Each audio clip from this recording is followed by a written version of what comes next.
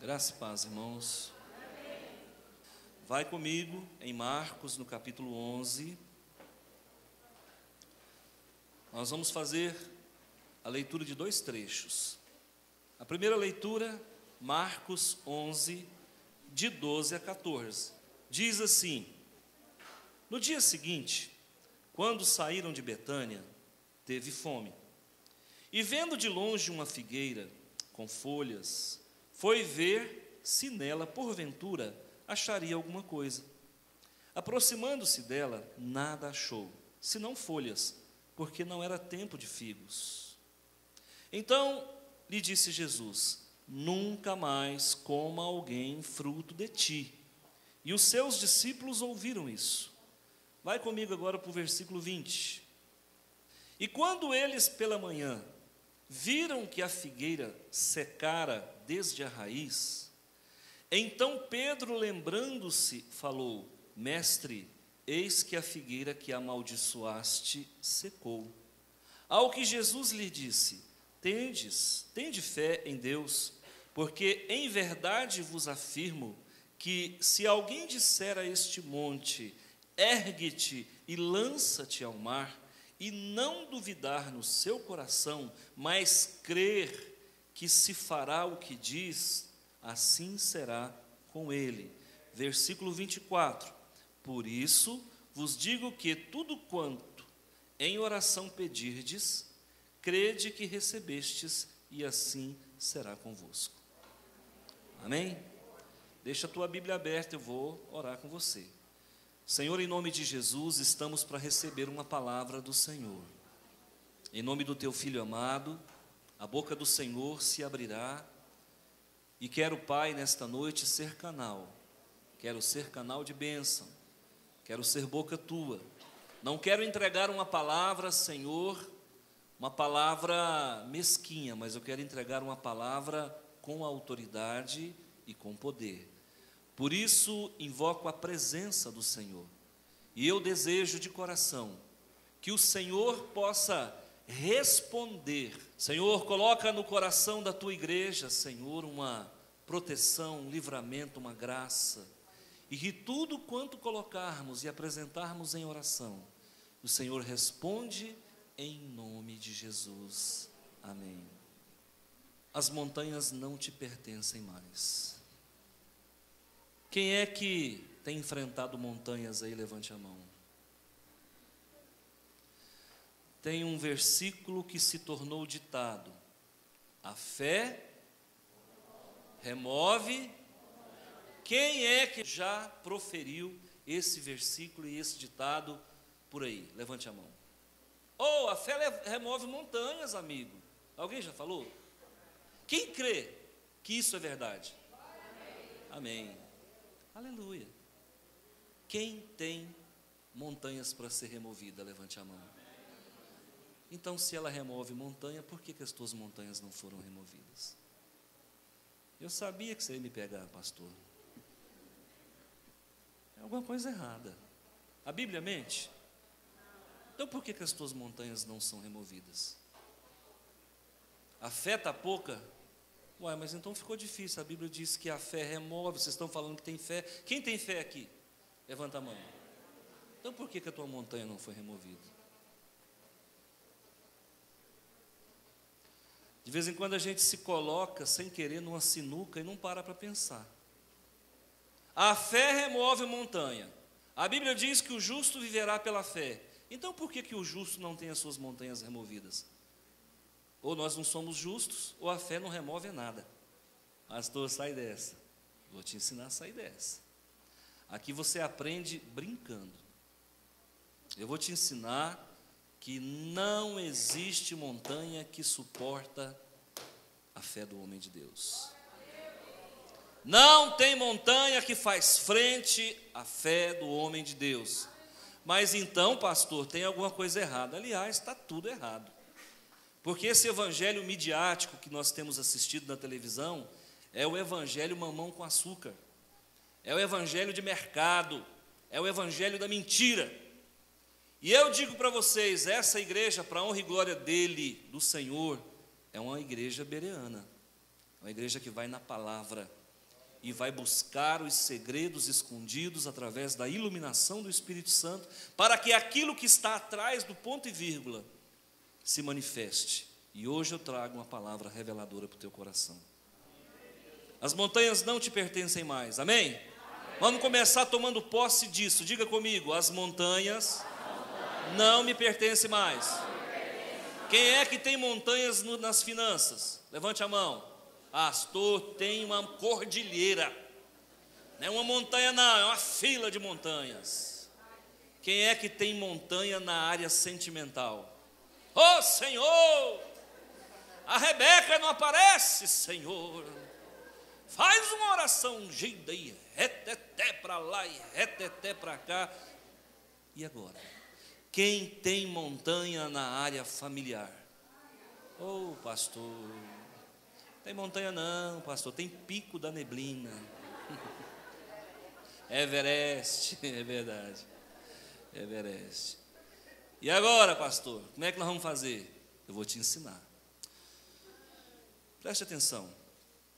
Esse texto, ele é um texto profético, que Jesus aproveitou para ensinar um pouquinho para nós. Eu não vou trabalhar o lado profético desse texto, não vim aqui para falar de profecia. Mas eu vou tentar, contornar aqui para te dar uma palavra rema. Primeiro, Jesus estava passando, beira da estrada. Estava ele e os seus seguidores. E ele estava, ou pelo menos naquele momento, ele estava com fome. Ora, nada mais justo do que, se aproximando da figueira, olhar, pegar um fruto e comer. Acontece que a figueira não tinha fruto. A Bíblia diz que a árvore que não produz fruto é cortada e lançada no fogo do inferno. Toda árvore que meu Pai Celestial não plantou será cortada e lançada no fogo do inferno. Essa árvore deveria estar produzindo frutos. Essa árvore representa Israel. Israel, quando Jesus veio ao mundo, não estava produzindo frutos. Por isso que foi cortada e é por isso que eles estão lá batendo cabeça na parede. Mas eu não vou entrar nesse lado profético, eu não quero falar sobre isso. Eu vou espiritualizar um pouco mais para você entender. O que o texto fala? Que não tinha fruto, porque não era tempo de fruto, não era tempo de figo. Aí alguém pode falar assim, pastor, mas então Jesus foi incoerente. Não, ele não foi incoerente. Aquilo ali foi um argumento que ele usou para dizer que ia cortar a cabeça de judeu. Foi isso que ele fez. E cortou mesmo. No ano 70 foi lá e tirou a igreja deles. Ficaram sem templo, e está até hoje, tem 2000 anos de castigo. E botou isso para correr também. Voltou agora em 1948. Os 70 anos fecha em 2018. Fica atento. Sabe por que não era tempo de figo? Porque árvore que não produz fruto é problema. E problema sempre vem quando a gente menos espera. Tem um ditado que diz assim, mas quando Deus dá a farinha, o diabo carrega o saco. Quanto mais eu rezo, mais o diabo aparece.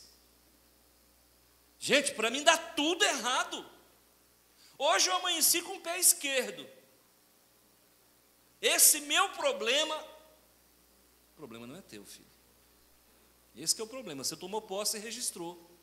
Reconheceu firma. Aí não tem como. Problema sempre virá quando você menos espera e na hora que você mais precisa, ele aparece no momento em que você não está preparado.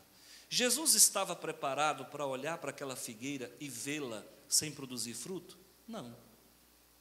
Jesus estava carente de alimentos? Estava.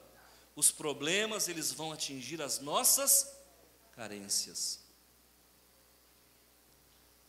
Os problemas sempre virão no momento em que você mais precisa e eles acabam potencializando ainda mais o teu problema. Segundo, os problemas vão surgindo à medida que você vai caminhando. Jesus foi caminhando e o problema apareceu. Ele já estava com um problema. Escuta, quando você tiver com um problema, fica tranquilo, vai aparecer outro. E na hora que você resolver esse, aparece outro de novo. Porque problema se multiplica. O problema, ele brota do nada. Outra coisa, você vai estar rodeado de pessoas em determinados momentos, o problema vai aparecer, e quem está com você não consegue te ajudar. Porque eu não sei se dentre os 12 que estavam ali, alguém ainda falou assim, mas Jesus come, hein? Nossa, está com fome de novo, nós acabamos de comer um pão com mortandela, já está de novo com fome. Porque tem gente que em vez de nos ajudar, nos julga, fica nos medindo com a sua régua. Então eu quero dizer para vocês, queridos irmãos, o problema existe, sempre existiu e sempre vai existir. São esses problemas que nos farão crescer, são esses problemas que nos farão gigantes na fé. Pastor, eu tenho orado para Deus, Senhor, aumenta a minha fé, em outras palavras, manda mais problema, Jesus. Jesus então sentenciou a figueira: de ti não comerás ninguém mais fruto. No dia seguinte, lá no versículo 20, quando eles passavam, Pedro, sempre o Pedro, né? 12 passou e nem se lembrou do que tinha acontecido. Mas o Pedro aprendeu a lição. Os problemas existem para nos ensinar alguma coisa. Todo problema vai trazer um ensinamento. Aí o Pedro olhou e falou: Senhor Jesus, a figueira que o Senhor amaldiçoou morreu. Então diga comigo: as montanhas não me pertencem mais. Aí Jesus explica como é que faz para remover montanha. A fé remove montanhas, certo? Só que eu não tenho aplicado a minha fé da forma correta. Eu vim de uma igreja, eu vim de uma fé, onde aqueles que me ensinaram, que eu amo muito e respeito muito, são meus pais na fé, mas me ensinaram a automatizar a fé. Não funciona assim. O seu carro, por mais automático que ele seja, por mais que ele seja computadorizado, ele vai precisar de uma chave na ignição, ou de uma chave no console, e de toda uma iniciativa para que ele seja ligado e possa locomover. Os teus problemas, que não são teus, por mais que eles sejam nefastos, não basta apenas você falar assim: eu creio, Deus vai resolver, Deus proverá. Isso é espiritualização. Deus não quer de nós essa meninice. Não, Deus proverá. Irmão, e aquele problema? Não, Deus proverá, Deus proverá. Isso aí é fé cega. Fé cega não produz resultado. Problema, a gente enfrenta ele. Problema, a gente olha no olho. Problema, a gente parte para cima. Jesus poderia ter passado pela figueira e poderia ter dito: ei, figueira, um dia você vai morrer infeliz. De ti ninguém mais comerá fruto. Problema, é assim que a gente fala, é assim que nós resolvemos. As montanhas da nossa vida, elas são grandes quando a nossa fé é pequena. Elas são eternas quando a nossa fé é mesquinha. Elas são volumosas, elas são obstáculos quando o nosso Deus é fragilizado. Mas aí então, o Senhor Jesus ensina para Pedro o caminho das pedras. Ensina para Pedro como remover montanhas. E eu vou ensinar para você. Primeiro, Jesus diz assim, lá no versículo 20, vamos comigo. No versículo 20, e passando eles pela manhã, viram que a figueira secara desde a raiz. Então Pedro, lembrando-se, falou: Mestre, eis que a figueira que amaldiçoaste secou. Ao que Jesus lhe disse: tendes fé em Deus. Tendes fé em Deus. Primeira lição dessa noite: como eu faço para remover as montanhas? Ter fé em Deus. Não prostitua a tua fé. Não corrompa a tua fé. Não diminua o teu Deus.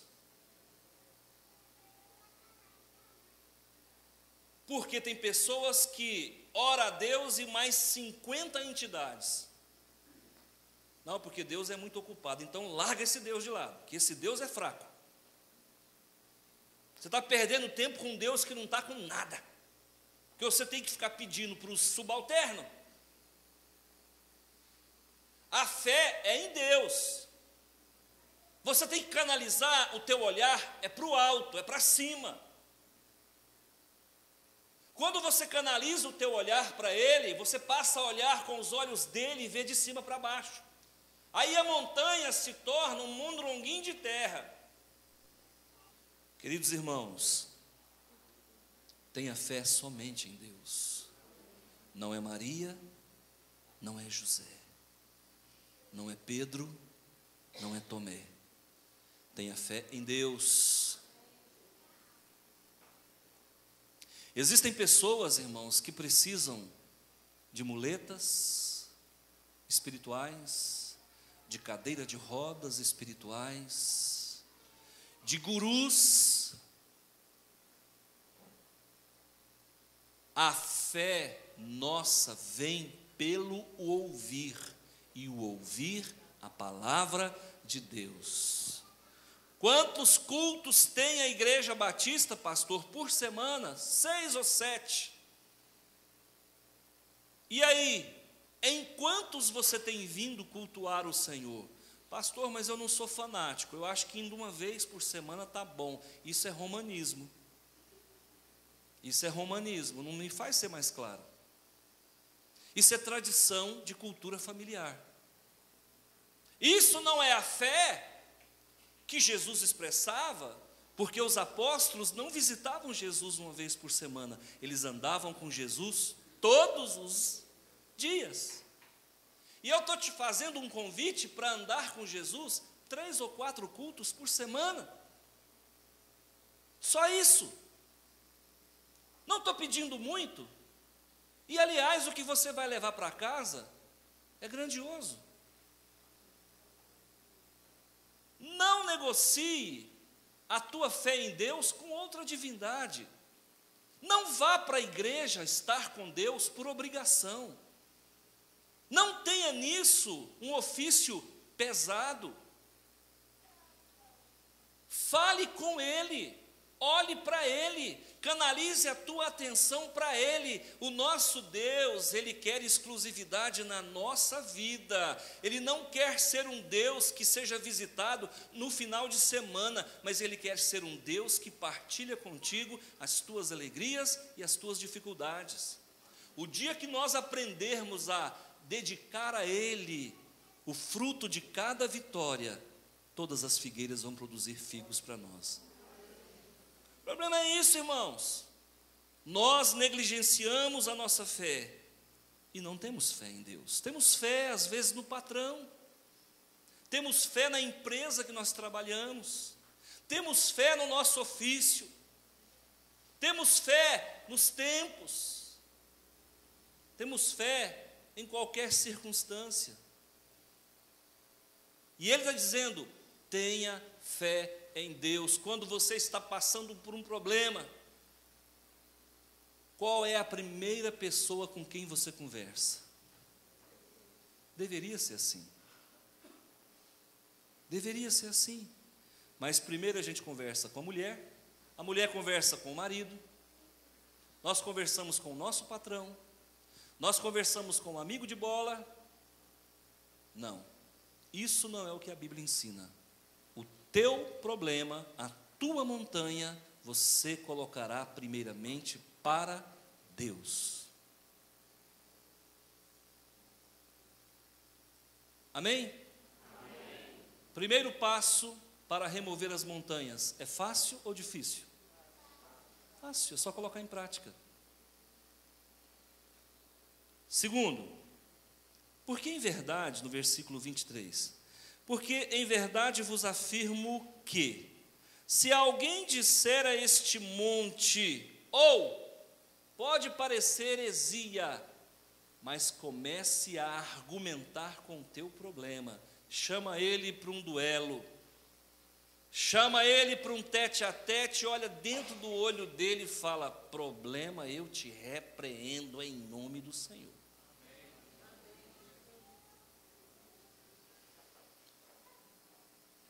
Quanto mais eu rezo, mais o diabo aparece. Primeiro, está fazendo oração decorada, sem poder nenhum. Segundo, não está fazendo a oração da forma correta. E você vai dizer para o teu problema: ergue-te e lança-te ao mar. Em outras palavras, a partir de hoje, eu não quero mais te ver batendo na minha porta. Problema fulano de tal. Já batiza ele também. A partir de hoje eu não quero mais passar por esse constrangimento. Eu te repreendo, sai da minha vida em nome do Senhor. Mas a gente acha que isso é pesado, acha que isso é loucura, não tem fé para isso. Nós achamos que isso é constrangedor. Irmãos, qual o problema? Brada com o problema, brada com Satanás. Ué, há autoridade no nome de Jesus. Você não vai agarrar de luta com ele sozinho. Eu te repreendo em meu nome. Não, você não tem nem nome, rapaz. Você vai repreender no nome dele, que morreu pela igreja, inclusive por mim e por você. Eu, a partir de hoje, não quero você problema mais na minha vida. Sai em nome de Jesus. Se é financeiro, o dinheiro vai aparecer. Se é emocional, a Rebeca vai aparecer. Se é sentimental, se é familiar, o meu filho vai converter. Meu marido também. Irmãos, a gente não dialoga com problema, dialoga na autoridade que há em Jesus. Ergue-te, lança-te ao mar. Primeira lição para remover montanhas: fé em Deus. Segundo ponto para remover montanhas: enfrenta o problema no nome do Senhor. Dá ordens para o problema. Porque atrás de um problema existem forças espirituais que operam. Sabiam disso? Vocês sabiam disso? Para você ter uma ideia, existem demônios que agem na área emocional, existem demônios que agem na área financeira, existe um demônio chamado sanguessuga, que ele vampiriza toda a prosperidade da pessoa. Isso está registrado em Provérbios. E ele tem duas filhas, Dadá. Você tem uma ideia. E esse demônio eu já identifiquei. Ele se apresenta como uma mulher com 2 caixões brancos. Por 2 ou 3 oportunidades já identifiquei esse espírito de miséria. Quando esse demônio ele entra na vida, na intimidade de um lar, de uma pessoa, ele arrebenta com as finanças da pessoa. E esse demônio ele se aloja no espiritual de uma família ou de uma pessoa, ou em caso de adultério, ou em caso de feitiço de obra mandada. Então esse demônio Dadá, ele vem, esse sanguessuga, ele vem para vampirizar as finanças da pessoa. Então se você está enfrentando um problema, seja ele financeiro, e eu não sei em que nível está, a partir de agora, diga para esse problema: em nome de Jesus, ergue-te e sai da minha vida. Se a tua fé não é suficiente para isso, pode ser que você continue com o problema. Não te custa nada. Se você tem vergonha de fazer isso na frente do seu cônjuge, faz sozinho. Na continuidade do versículo 23, diz assim: ergue-te, lança-te ao mar, que é o segundo ponto. Terceiro, não duvidar no seu coração.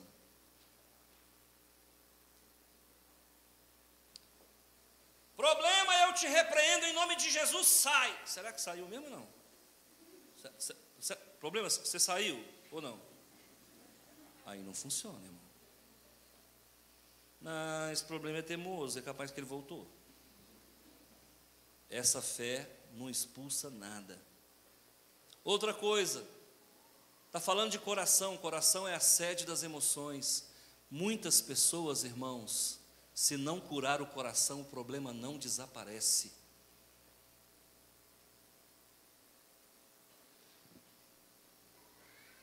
Tinha uma irmã na igreja, lá na outra ainda. Eu parei de perguntar para a irmã como é que ela estava. Terminava o culto, irmã, como é que você está? Pastor do céu, o senhor nem sabe. Passava um dia, dois, quando eu vi ela, irmã, e aí, como é que está? Pastor do céu, o que é isso? Aí quando, com o passar do tempo, eu fui pegando intimidade com ela, eu falei, já sei, irmã, está com um problema de novo. Aí, como é que o senhor sabe? Eu falei, irmã, a emoção, o emocional dela é doente. Se ela ficar sem problema, irmão, a vida não faz sentido. Então tem que arrumar um probleminha de tiracolo. Tem que arrumar um probleminha de algibeira. E aonde eu vou, o problema vai atrás. Vem, problema. Verdade, irmão. O teu coração precisa ser curado, irmão. As tuas emoções. Tem gente que é doente das emoções. Tem gente que tem um temperamento doente. Instável emocionalmente. Jesus quer fazer uma obra também no teu coração. Porque senão o problema volta. Quarto, não duvidar no seu coração, vírgula, mas crer que se fará o que diz. Isso tem nome, chama-se cognição. Cognição significa entendimento. Você precisa entender, elaborar com o seu coração e entender que Deus é suficiente para resolver o teu problema e que a palavra que você deu é portadora da unção de Deus e você, dentro de você, você não precisa mais daquilo para viver e agora eu entendo com a minha mente e isso não vai voltar porque eu estou cognitivamente pronto para viver sem isso. Parece fácil. A fé remove montanha. Vai, bonitão, para você ver se remove. Não coloca o teu carro para andar, não. Não começa a construir dentro de você um edifício para Deus, não. Vai achando que o negócio é automático, é só pisar no acelerador, vai. Não faz o teu trabalho do dia, não faz a tua tarefa não para ver. Sabe? Começa a achar que Deus é um mordomo e que você tem fé e Ele tem que... Vai, Jesus, vai operando aí. Vai operando, que eu estou hoje é domingo, não vou na igreja não. Não funciona assim não, irmão. Esse evangelho automatizado, ele não funciona, eu não creio nele. Eu creio Deus fazendo maravilhas, mas eu tenho que ver o homem fazendo sua parte. Pedro teve um encontro com Jesus de madrugada. Era 4 horas da manhã. Jesus subiu no monte para orar, como era de costume, no Monte das Oliveiras. E Pedro e os apóstolos foram para o mar da Galileia. Há relatos que lá de onde Jesus orava, ele enxergava Pedro e os apóstolos dentro do barco. Acontece que Yahvé manda um temporal. 3 da manhã, meu amigo, um temporal, vento balançando, chuva e tanta coisa, esse barco vai afundar. Jesus, sabendo, conhecendo o seu eleitorado, falou, é melhor ir lá porque o negócio vai dar B.O. Jesus então desce do Monte das Oliveiras e vai. Jesus olhou, viu que eles estavam a alguns estádios de distância, ou seja, 1000 metros mar adentro, que na verdade o mar da Galileia é um lago, né? Aí Jesus falou, bom, eu tenho que chegar lá, não tem barco aqui. Se eu chegar voando, vai dar problema. Então eu vou ter que andar. Eu vou ter que vencer essa tensão superficial da água aqui, não vou poder afundar não. água, você me desculpa, eu vou quebrar a lei da física aqui, mas é Jeová que está fazendo, você fica quietinho, não questiona não. Aí Jesus pisa na água e vai. Quando então ele vai chegando perto do barco, meu amigo, se 3 horas da manhã, numa tempestade, uma pessoa vem andando sobre as águas. Ghost, do outro lado da vida. É ou não é? O sexto sentido. Jesus falou, calma, não é fantasma não, fica tranquilo. Sou eu. Alguém se arvora a falar? Sim, quem? Gente, sempre ele. O primeiro da classe. Certo. Pedro então fala, se és tu, Senhor Jesus, manda-me ter contigo. Jesus falou, vem, filho. Pedrão já meteu. Eu fico pensando que alguém fala, não vai não, Pedro, que é fria. Vai não, Pedro, não é Jesus não, isso é uma alma penada que está na água, está te enganando. É um espírito embusteiro, não vai não. Pedro falou, larga. E começa a andar. À medida que ele começa a andar, ele viu que era fácil e começa a confiar em si. Rapaz, mas você sabe que eu sou o Copperfield? Mas você sabe que eu sou... Não, amor, dá até para dançar aqui, ó. No que ele então se atenta, passou a confiar em si, não estava confiando mais no Senhor Jesus, e ele começou a afundar. Quando ele começa a afundar, ele fala, help me, Senhor. Jesus então vai lá, pega na mão dele e fala, Pedrão, até quando me tereis convosco, Pedro? O que isso nos ensina, irmãos? Os problemas, eles só sairão da nossa vida pelo poder de Deus. Por mais habilidade que você tenha. É claro que você vai ter que sair do barco. É claro que você vai ter que dar o primeiro passo. É claro que você vai ter que oferecer sua contrapartida. Mas lembre-se de uma coisa, quem move as águas é Ele. Quem não cochila e nem dorme é Ele. É Ele que trará o socorro para a tua vida, é Ele. Então, querido, o que você precisa somente é depositar a sua fé nele, crer de todo o coração e a tua mente não te trair. Porque uma hora nós somos traídos pelo coração, outra hora nós somos traídos pela razão. Coração e razão, fé e razão têm que andar juntos para que as montanhas sejam removidas. A fé remove montanhas, é verdade, mas ela depende de Deus estar presente. Ela depende de você abrir a tua boca e enfrentar. Ela depende de você não ser traído pelas tuas emoções. E ela depende de você entender e racionalizar o processo. Aí o milagre acontece. Pastor, eu estava quase conseguindo. Eu passei pelo meu primeiro estágio. Eu só confio em Deus. E aí, quando vem um problema, você enfrenta ele ou você murmura?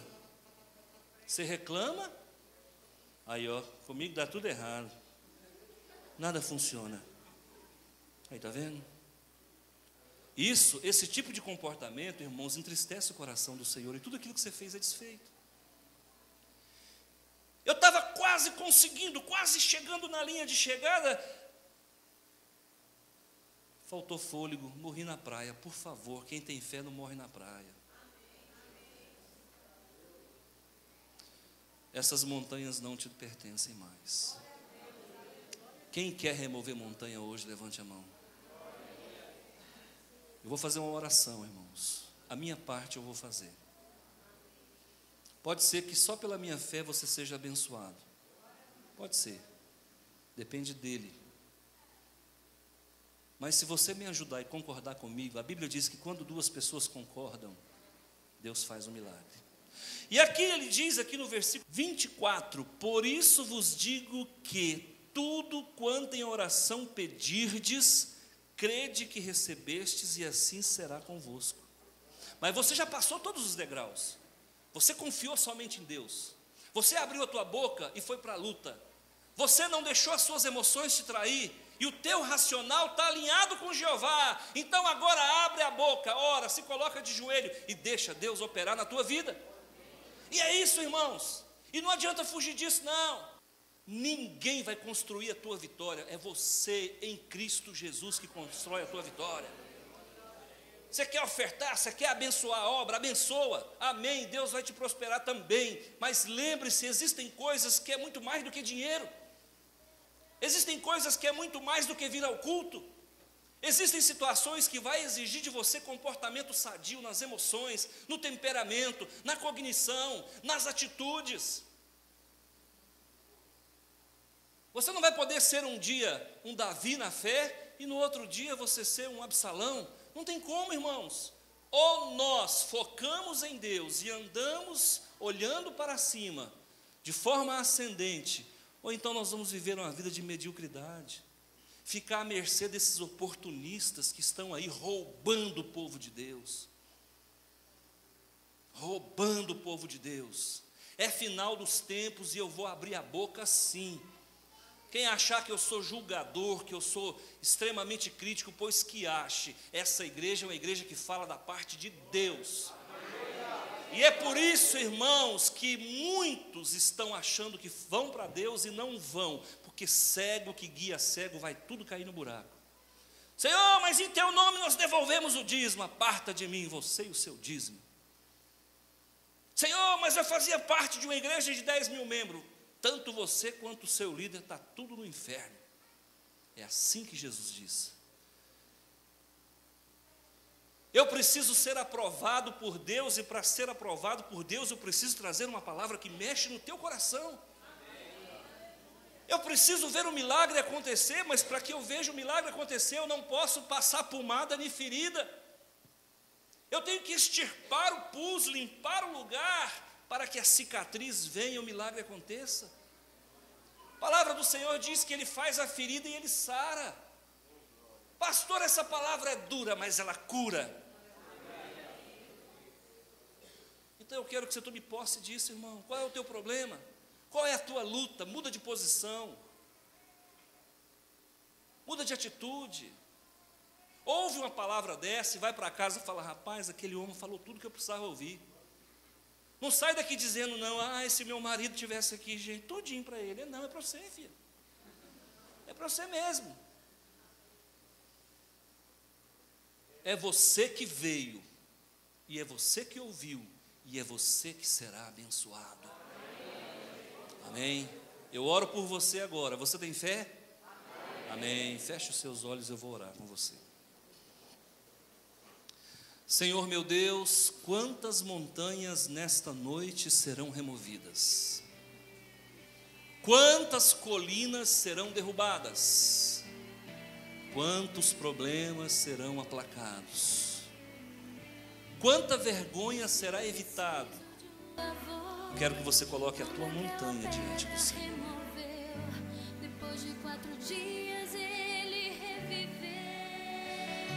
Espírito Santo de Deus, eu te peço a sua presença. Aqueles que podem receber a unção, entrega a unção, Senhor. Aqueles que estão aptos para receber a presença do Senhor, recebe das mãos do Altíssimo. Recebe das mãos do Altíssimo a unção sobre a tua vida. Vai chover na tua vida hoje. Vai chover no teu casamento. Vai chover na tua saúde. Vai chover nos teus negócios. Vai chover na tua família. Vai chover, vai chover. Pensa na pessoa que tem sido problema para você. Pensa agora. Como essa pessoa se chama? Que dor que essa pessoa tem trazido em teu coração. Pensa no problema financeiro que você está vivendo. Você está olhando para os lados e não vê mais solução. Fala, agora é o fim. Não, não é o fim. Agora é o dia da tua vitória. Eu volto para casa jubiloso, radiante de alegria, abençoado, desprovido de montanhas. Não existe montanhas mais. O que existe é um terreno plano. O que existe é uma área, é um jardim plantado. o que existe é vitória, é bênção, é glória, é louvor, é harmonia, é paz, é luz na minha vida, aleluia. O Senhor é contigo, o Senhor é teu Deus, o Senhor é o teu escudo e fortaleza. Que a graça do Senhor Jesus e o amor de Deus e a comunhão do Santo Espírito esteja sobre a tua vida